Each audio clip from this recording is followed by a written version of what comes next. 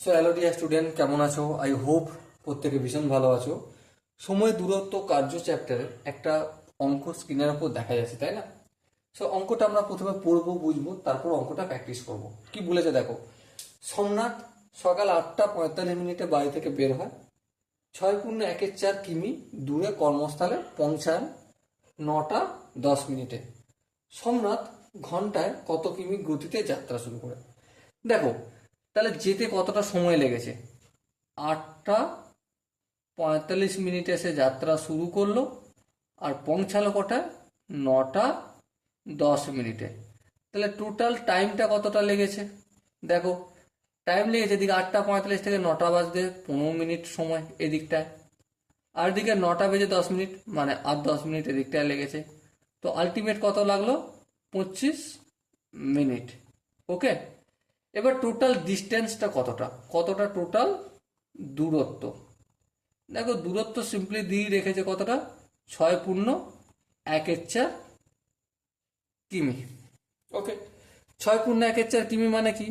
424 25, 25/4 কিমি।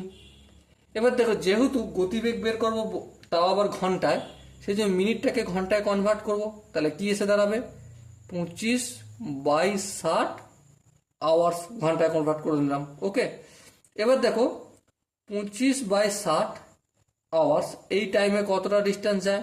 সে যেখানে গন্তব্যস্থল, গন্তব্যস্থলের দূরত্ব কত? 6.14 কিমি বা 25/4 কিমি। হ্যাঁ, সো 1 ঘন্টা কতটা যায়? 25/4 ইন্টু 60/25, এত কিমি। সিম্পলি 25 কাটবে, 4 4 4 15 60। সো আলটিমেট ঘন্টায় যায় কতটা কিমি? 15 কিমি।